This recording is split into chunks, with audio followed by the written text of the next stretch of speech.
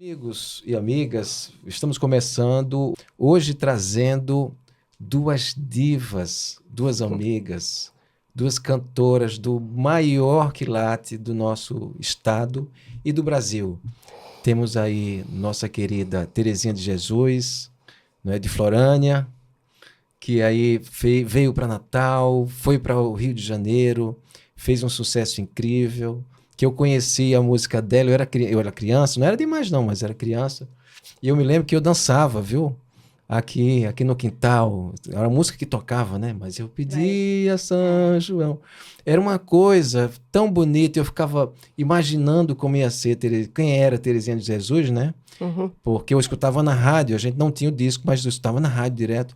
E aí hoje conheço a minha amiga, né? Que privilégio. E temos aqui Cida Lobo. Cida Lobo, é um prazer meu de estar com você aqui. E Cida Lobo é mais próxima no sentido do que a gente...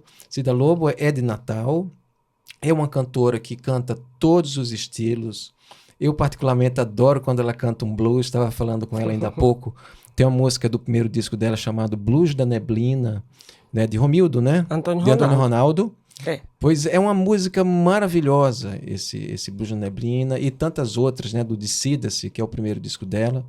E a gente trabalhava no mesmo lugar, no Bar do Buraco, não é? Eu acho que ela tocava na quinta, eu tocava na sexta, eu tocava num grupo chamado...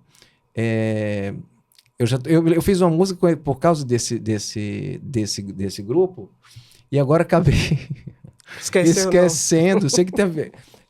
a Cara Jazz chegou. É bom porque a gente não refaz o podcast.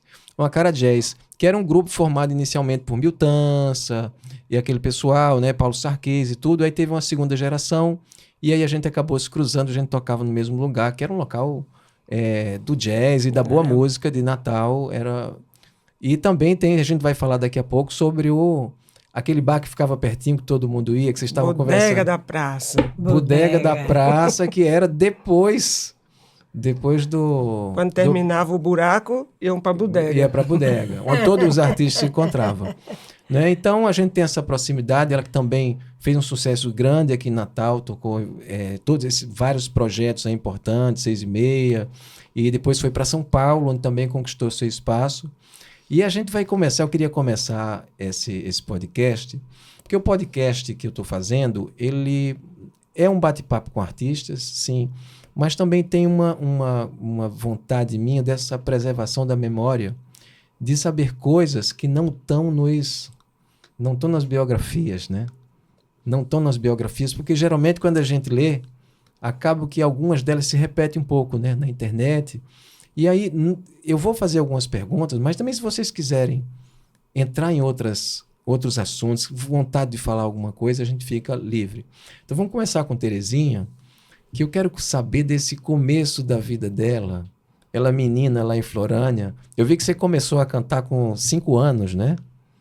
Teve uma apresentação. Teve uma apresentação, foi em Santa Cruz, essa. Era uma festa eu acho que de Natal, sabe? Tinha as pastorinhas, eu gostava muito do pastoril. Sim. Eu adorava, ficava vidrada naquela dança, as cores. E aí disseram assim, eu me lembro que me botaram no palco e disseram, canta. E eu cantei, agora não sei se você me perguntar a música, eu não sei. Eu sei que eu cantei alguma coisa, sabe? Cantei, aí me tiraram do palco. Queria parar mais de cantar? Vai ver que era. Aí, por isso que eu digo que foi a primeira vez que eu cantei, né? Assim, em público, foi essa mesmo. E em casa, essa questão de família, todos nós temos uma coisa... No Brasil, eu notei muito isso por ter morado fora, que essa coisa da música dentro de casa era uma coisa que... Até os convidados todos que eu conversei aqui falam um pouco disso. Sei se é a irmã de Odaíris, que também é uma grande referência na música potiguar, não é? Eu queria que você falasse como é que era essa relação com a Daíris em casa, ainda nova, as duas cantoras. E fora ela, tinha alguém que Eu cantava? era desprezada completamente. Porque eu era pirralha. Sim. Aí, elas duas, né? Era a Dadá e Grace. Uhum.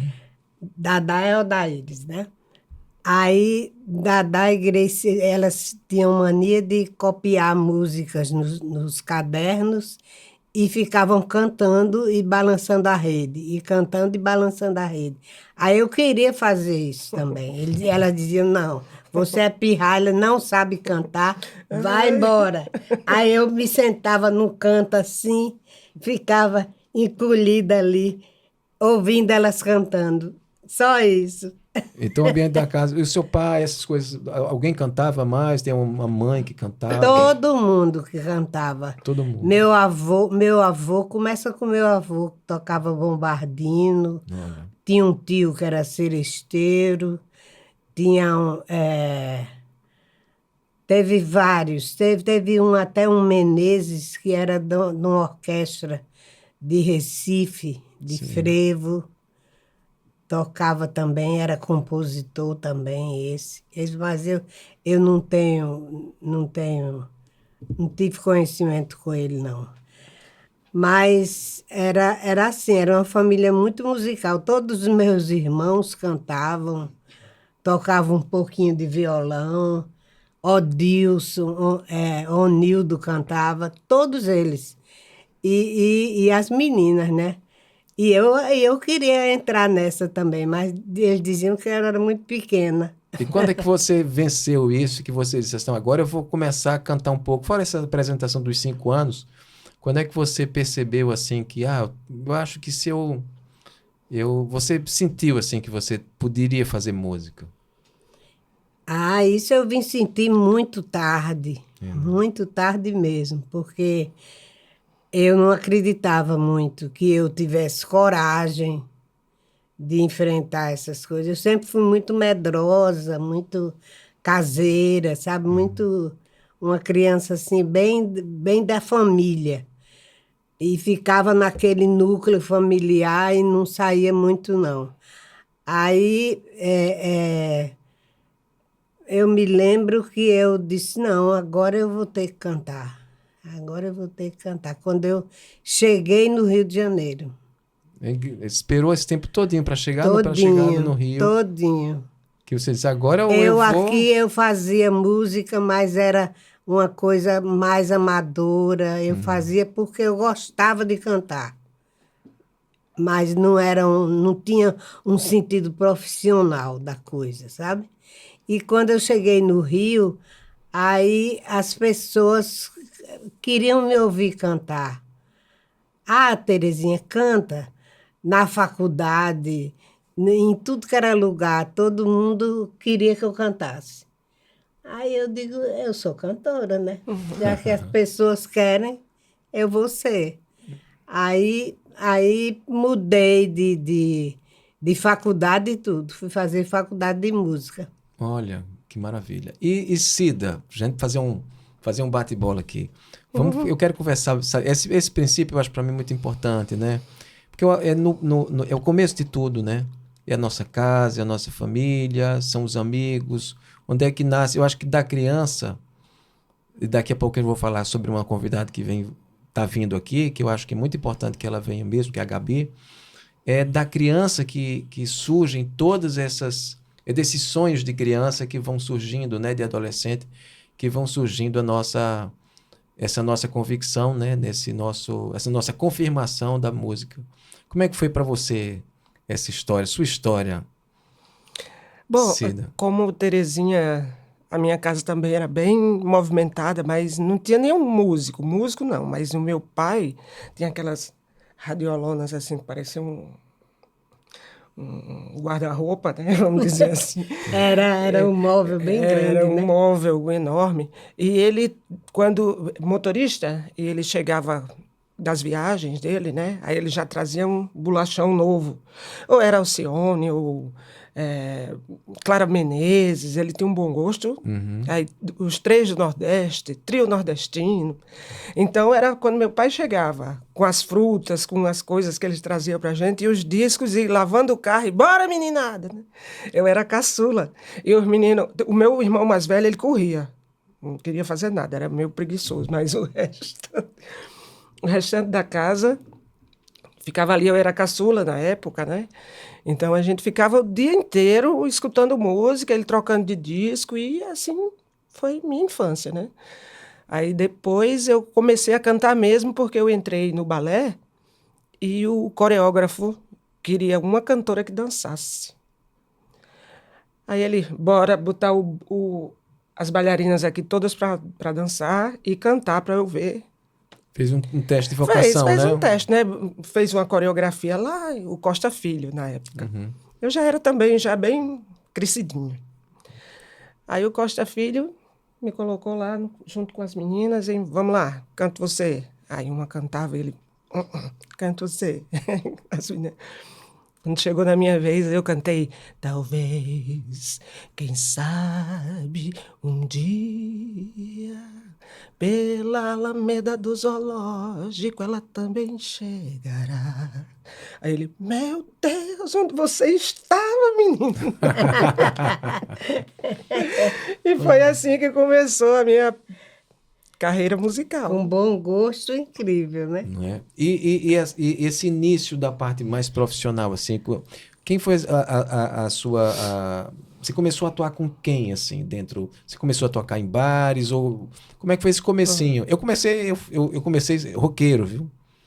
Eu toquei, toquei heavy metal, toquei rock and roll. Papai, você imagina a felicidade dele, porque papai adorava Noel Rosa. Você imagina como ele ficava feliz comigo quando eu pegava uma guitarra, para não dizer o contrário. E aí, depois é que eu, com 18 anos, 17, 18 anos, que eu fui tocar. Eu já tocava violão, mas para as pessoas eu era o pessoa, Serginho do rock, né? E aí, não, eu passei depois a tocar bossa nova. Nem bossa nova, não, música popular, e acompanhei algumas pessoas, mas foi depois também. Acho que eu já conheci você já numa fase bem... profissa mesmo. Foi rápido, foi um pouco rápido, voou um pouco. Mas como é que foi esse seu comecinho? Eu comecei a tocar em bar, era eu, Jorge Negão, Geraldinho Carvalho. Teve um rapaz antes, mas não deu certo, não deu certo mesmo. Não é bom nem falar. Eu não vou falar para não. Gravado. A pessoa já faleceu, já passou para outro plano, eu não vou falar nada não. Então, eu vou falar. Tem aquela música, nem é bom falar, né? Tem uma canção. Aí foi quando a gente se conheceu. Eu conheci Jailton já há algum tempo, porque eu namorava com o primo dele, né, o Paulo. Aí eu conheci Jailton, conheci Geraldinho Carvalho, e a gente começou a montar um timezinho. Um time para...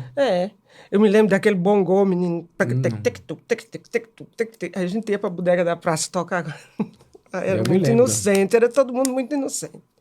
Inocente mesmo. E foi assim. Aí depois, logo em seguida, que eu comecei a estudar mesmo, né? Eu disse, vixe, Maria, eu acho que eu vou ser cantora mesmo. Aí você foi pro Valdemar de Almeida? Aí fui pro Valdemar. Foi pro Valdemar de Almeida, estudou canto lá ou estudou o instrumento? Estudei teoria musical. Teoria musical. E o Armos, né, que me ensinou bastante. Entrou no coral, né? Entrei no coral. Que eu fui reprovada no coral. Essa coisa de reprovada, a gente tava falando agora, que é uma coisa engraçada, né? A gente tá vendo aí essas coisas desses editais e tudo. É muito importante, eu tô puxando assim esse mote da reprovação, porque tem gente em casa nos vendo e muitas vezes jovens que estão assistindo e que fazem um teste para alguma coisa, é reprovado. Aí daqui a pouco a pessoa fica se achando, eu não tenho vocação. Mas a gente tem que ter muito cuidado, porque tem muitos programas insensíveis, né? Editais, que desestimulam. Você faz um edital, aí daqui a pouco uma nota baixa e a pessoa parece que tem que lutar para participar de um edital. Como tem editais muito bons, inclusive, esse programa que a gente está fazendo é financiado por um edital, o edital da Potgás, não é? Está financiando esse projeto. E Maravilha, o sinal que a gente não deve desistir, não é? Eu digo, falando desse edital, mas eu digo que os artistas e os jovens, eles têm que ver que não é o primeiro obstáculo, eu queria pegar essa coisa, né? Não é o primeiro obstáculo que não deixou você ser vencida, né? Você foi aprovada. Agora tem uma coisa na música que eu acho importante, que essas pessoas que julgam têm que ter musicalidade. Tem que ter um estudo de música. Tem que saber o que é um tom, tem que saber sabe, as coisas, primeiras coisas de uma pessoa que está sendo musicalizada. Porque uma pessoa reprovar Cida Lobo, pelo amor de Deus. E tem o seguinte também, viu? Eu acho que essa questão dos editais, a sensibilidade, porque você está julgando o trabalho do outro, né? A vida inteira, a trajetória, essas coisas todas, você tem que ter muito cuidado com aquilo que você escreve. O que você está escrevendo ali, que o outro vai ver, que é uma pessoa sensível, porque o artista é uma pessoa sensível, muito sensível. Então, às vezes, realmente coloca você no fundo do poço para levantar esse artista, vai demorar.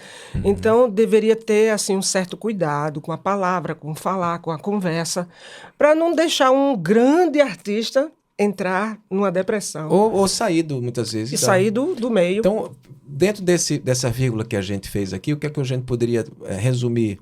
É que esse cuidado com essa avaliação, seja de um coral, seja de um professor, seja de um edital, essa avaliação do artista tem que ser muito criteriosa e tem que ter muita delicadeza. Uma coisa que você evocou que eu acho muito importante, Terezinha, é a qualidade de quem está julgando. Tem uma coisa que deveria ser óbvia. Só pode julgar aquele que teoricamente é superior ao julgado. Exatamente. No sentido de, você...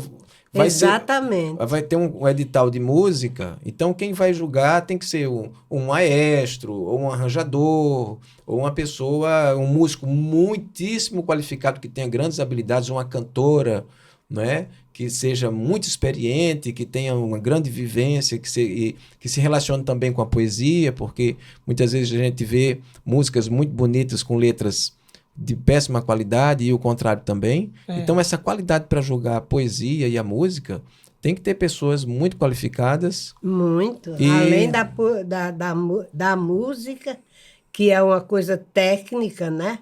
Tem que ter um pouco de técnica. Vamos ver se a gente sensibiliza. São ecos para o mundo, né? Esse programa. Claro. São pequenos fragmentos assim, de desejos de um mundo melhor, de um estado melhor, de uma cidade melhor.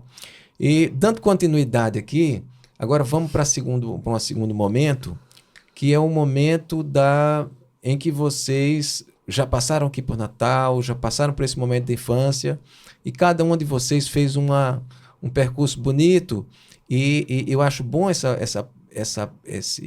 experiência ser passada para essas novas gerações, sobretudo para as cantoras, ou para as pessoas que conheciam Terezinha, conheciam algumas músicas, mas não conheciam a história. Vamos saber um pouco mais da história. Como é que aconteceu, Terezinha? Eu vou fazer a mesma pergunta para a Cida, democrática, mesma pergunta para as duas. Como é que você chegou no Rio, abriu os olhos e estava lá com tantos nomes rapidamente, eu dei uma lida rápida, foi muito rápido, foi praticamente um disco por ano, né? Nesse 70... Foi. Não, mas não foi rápido o começo, não, porque até que foi rápido. Eu li Em aqui. 75 eu me tornei profissional, em 79 eu gravei meu primeiro LP, né?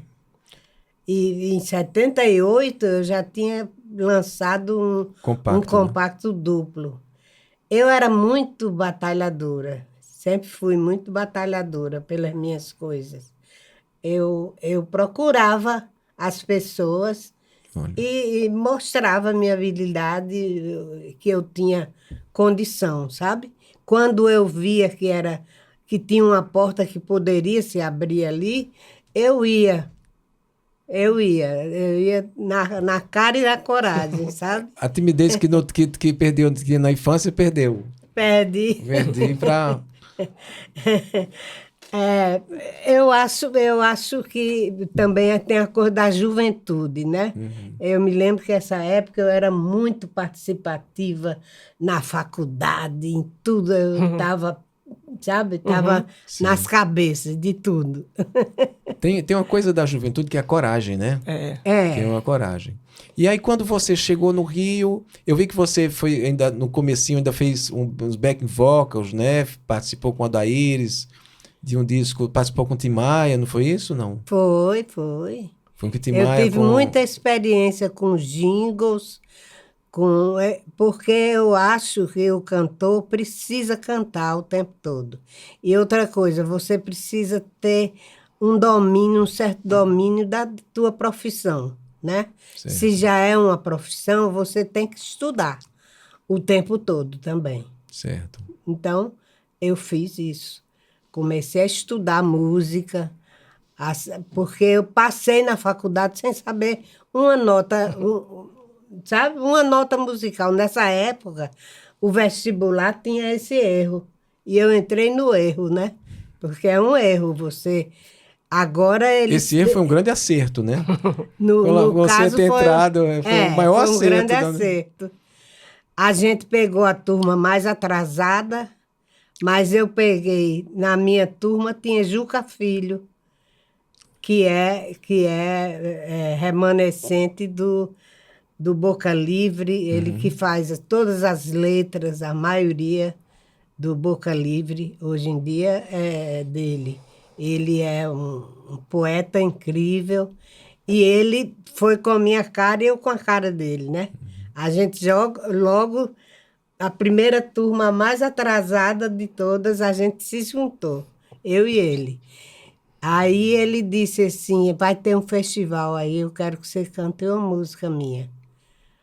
Eu fui na faculdade mesmo. Aí eu convidava as pessoas para irem. A gente fazia seminários, a gente tinha um espaço para o estudante. Como eu era do diretório central, porque nessa época não podia ter um presidente, Sim. que era a ditadura braba, né? Aí era uma comissão. Então a comissão ficou sendo eu. Porque eu que trabalhava mais do que todo mundo. Aí levei Moraes Moreira, levei Abel Silva, tudo para a faculdade. Eu levava no seminário para eles bater um papo com a rapaziada que estava querendo fazer música, né? Aí foi muito importante essa coisa de... Eu me entrosei muito com as pessoas lá no Rio. Foi muito fácil o entrosamento. O carioca é muito aberto, sabe, não tem preconceito. O preconceito que eu sentia em São Paulo, eu não sentia no Rio. Sabe, aquela coisa de separar, nordestino ali. Não tem isso não. Meus amigos era tudo misturado. Era nordestino com carioca, sabe? Com carioca, com mineiro. Minha turma era assim. Que coisa boa. E aí, só para avançando um pouquinho mais, para a gente passar para a Cida, para conversar também sobre esse começo, falando sobre essa questão, para a gente, antes de falar nos discos, tinha um ambiente ali de compositores nordestinos que, vamos dizer assim, você frequentava sua casa, vocês se encontravam, né? Fagner, né? Fagner. O Mirabô, que era marido na época, não era de Odaíris. O Odaíris tinha a Moraes Moreira, a Elba Ramalho também, não é, naquela época. Elba morou com a gente.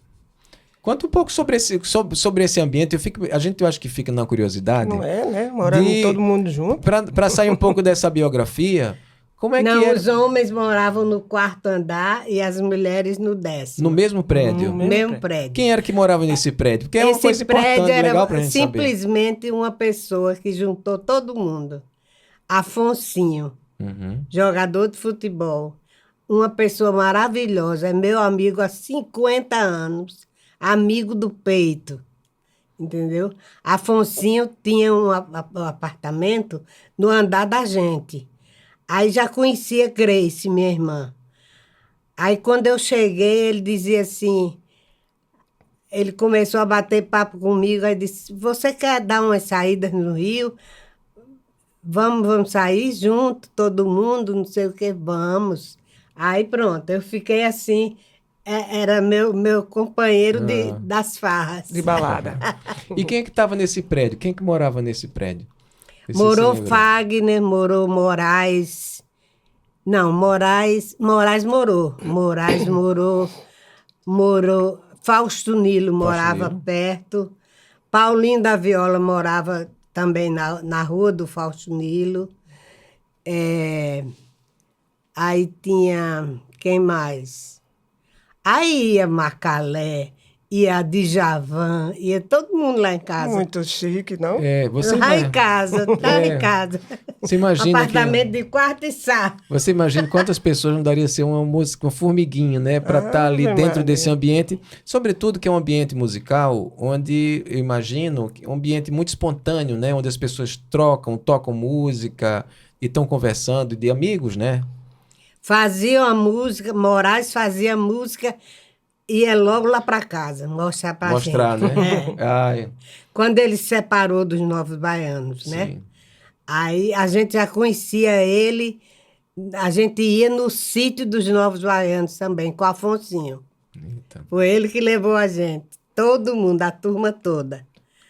A gente ia no sítio lá, aí eu conheci todo mundo e aí quando o Moraes saiu dos Novos Baianos, morou uma época lá nesse do quarto andar, porque Fagner já tinha saído. Aí passou para Moraes. Eita, que maravilha. Legal, né? Demais, demais. Eu tenho o seguinte, são curiosidades que não estão no papel. Não vão estar na internet, você vai procurar em muitos lugares e a gente pode puxar um pouquinho mais, né, desse fio aí, dessas histórias. E no começo de carreira desse povo inteiro, imagina o trabalho que eles tinham, assim, estava todo mundo aflorando. Sim. Quantas coisas não devem ter sido perdidas também. O primeiro show que eu fiz com eles, aí o ensaio. Eu fui ensaiar, né? E minha voz saía bossa nova. Bem pouquinho. Bossa nova, porque eu ficava tímida. Uhum. Aí a Não é voz pra menos. bem Não é pra baixinha, menos, não. bem baixinha a vozinha, aí mais afinada, né? E Sempre. vamos para a nossa amiga Cida agora, que você foi direto pro Bexiga? Não, nós fomos saúde. Obrigado. Deixa eu contar essa parte. Claro. Eu também fui muito de jingle, viu? Vamos. Ganhei prêmio adoidado. Sua chegada em São Paulo. Minha chegada em São Paulo foi o seguinte, nós saímos aqui de Natal para um festival em Maringá. Eu, Edinho e Pedro Mendes e Babau. Uhum. Meu amor, quando eu voei, eu disse, vou morar aqui. A gente sobrevoou São Paulo. Foi assim. Vou morar aqui, vou morar aqui, vou morar aqui, vou morar aqui, vou morar aqui. Fiquei doida. E aí, então, conversei com o Sérgio Mamberto, que já era nosso amigo Sim. mesmo, vinha muito para cá. Aí eu disse, então, Serginho. Aí ele disse, pode vir embora para São Paulo. Venha. E eu lhe vi na televisão, eu no Rio. Foi. Você em São Paulo, você fez um programa... O Bem Brasil. É esse? Acho que é Bem Brasil. Deve ter sido. Então... Aí eu fiquei toda feliz, né? Olha, que coisa boa, né? Eu também fiquei feliz. Então, a primeira vez que chegamos em São Paulo, a gente foi morar na casa do Jailton. Passamos uma semana lá. Sim. Aí depois já mudamos e fomos para a casa do Sérgio Mamberti. Aí passamos também 6 meses lá no Sérgio, morando com o Sérgio Mamberti. Ele não queria tirar a gente da casa dele de jeito nenhum. E como Terezinha, a casa do Sérgio era um celeiro. Toda hora chegava um artista também, né? Para as pessoas que não sabem, Sérgio Mamberti era o ministro da Cultura, né? Foi o ministro da Cultura. Ele era ator. Sim, mas na época, né? Na época, ator e ministro da Cultura. É só falar do Tio Vitor, Raios e Trovões. Todo mundo sabe quem é. Doutor Vitor, né? Sim. Do Castelo Rá-Tim-Bum. Então, a casa do Sérgio também era assim. Agora, no negócio do Sérgio era mais atores, né? E atrizes. Aí circulava muito Zezé Mota, Lúcia Alves. Aí Rosi Campos era nossa vizinha. Depois que a gente saiu da casa do Sérgio, a gente foi ser vizinho do Sérgio, porque o Sérgio arrumou um apartamento para a gente ficar perto dele. Ele não queria que a gente saísse de perto dele de jeito nenhum. E na época também, ele era diretor do Crown Plaza, aí abriu-se também umas portas para a gente trabalhar lá no teatro, né? Fazer show. Lancei meu disco lá no Crown. Foi uma noite, emocionante. E a minha vida foi assim também, com uma Terezinha convivendo com muitos artistas, muitos atores. A família do Sérgio é sensacional, os meninos são lindos. Ele partiu, mas deixou um legado enorme, uma família maravilhosa. Marca né? a gente, né? Essas pessoas, demais, né? Demais. Me ajudou bastante. Tem pessoas que fazem isso com a gente, né? Dão a mão assim na hora que a gente mais... Me ajudou muito. Sempre tem uma alma assim, né? A gente quando mora fora, né? Encontra sempre uma alma ali que não... Abel, um Abel anjo. Silva fez muito isso comigo, sabe? Arranjou muita coisa para eu fazer. O pessoal do Globo, jornal Globo, eu não conhecia ninguém. Aí ele conhecia o poeta, eu acho que é Tite de Lemos, que é poeta também, fizeram música com Sueli Costa. Era Tite de Lemos, eu acho. Era jornalista lá. Aí também conheci o Ronaldo Boscoli. Aí essas pessoas... Sempre que podiam, me botavam nas colunas deles, entendeu? Ah, a Terezinha está cantando não sei aonde. Terezinha está fazendo isso. Terezinha... recebi um bilhete, o Ronaldo Bosco botou assim, recebi um bilhete agora mesmo de Abel Silva, falando do show de Terezinha no Teatro Ipanema. Falando nisso, essa coisa das memórias, eu vou perguntar porque eu sou péssimo. Vocês costumam guardar essas pequenas... Vocês são de guardar ou fica na memória? Vocês são de tirar foto, de ter muita foto em casa? Nossa, eu perdi adoro todas. Foto. Você perdeu todas? Os jornalistas todos agarravam minhas fotos. Ora, meu E Deus. aí não devolviam, não. Eu disse, cadê minha foto, homem? Mas todas não. Deve ter muita foto ainda lá, né? Tem pouca, mas tem pouca coisa. Tem pouca coisa, Tem porque pouca tinha, né? coisa. Na nossa vinda agora para Natal, como foi uma bagagem muito grande, a gente deixou muita foto. Trouxemos ainda algumas, mas a gente teve que se desfazer de algumas. De vez em quando faz falta, né? A gente quer relembrar. Mas tem bastante coisa, a gente tem bastante coisa. Agora, Cida, continuando um pouquinho com você, me fala sobre os primeiros... O disco foi um marco para você na sua carreira? Você acha que um disco... Porque é uma pergunta, porque tem hoje em dia... Eu estou falando por quê? Hoje em dia, com essa questão dos EPs, da pessoa fazer 3 músicas, o artista... vou fazer um single, porque não adianta fazer disco, vou fazer só uma música. Você acha que a construção de um disco, ela foi um marco para você gravar um disco? Primeiro porque nós perdemos um patrocínio e fomos correr atrás de outro e rapidinho apareceu, né? Na época, a deputada federal Fátima Bezerra, ela nos ajudou com relação a isso. Certo. Ela foi comigo lá no Sebrae e a gente conseguiu esse apoio. Então, eles disseram o seguinte, tudo bem, a gente dá esse apoio a vocês, mas vocês vão ter que gravar esse disco em 15 dias para poder entrar na cesta de Natal dos funcionários. Olha. Aí você fica com uma parte e o Sebrae fica com outra. Certo. Então, um disco promocional, o que seria um disco promocional, mas para você era um artista. Pauleira, viu? Gravar em 15 dias. Nós fizemos em 15 noites. Porque os meninos não tinham horário no estúdio, que eram muito jingles, que eu trabalhava com os meninos, né?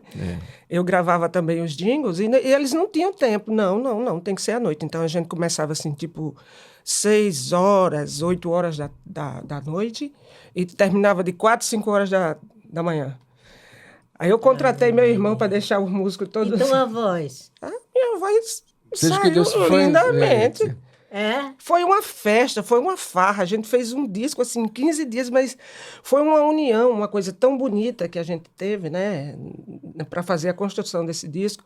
Os arranjos de metais foi do Beethoven, os arranjos de base do Edinho, a bateria Silvio Boy, o Eduardo, na guitarra também, que foi um dos convidados, aí Fontes, e o Beethoven fazia percussão também, o que precisasse ele fazia. Então a gente fez tudo rapidamente.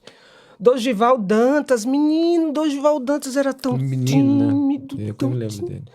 Chegava assim no Ele estúdio, tocou ficava... comigo. Ele ficava tão acanhadinho. A gente foi deixar ele na casa dele, assim, Ele tocou manhã. tocou piano, né? Não, tocou acordeão já? Escuta a Feira do Ele Alecrim tocava. com o swing daquele menino. Porque ele tocava no piano disco. também, né? Ele gravava em estúdio muito piano. Feira do Alecrim é um negócio excepcional. A Vou swingueira ouvir, dele. vou ouvir mais meu tarde. Eu queria Deus. escutar. Vamos procurar aí mais tarde, pessoal que está em casa, vai lá, ó, Cida Lobo, Feira do Alecrim, procurar. Eu faço isso direto. Quando a gente vejo um programa que fala de alguma coisa, uma música tal é genial, eu vou lá e pum. Mas tem, Faça uma tem, pesquisa. tem. Tá aí no YouTube. No tá, YouTube, tá, no YouTube. Tá, eu vou botar.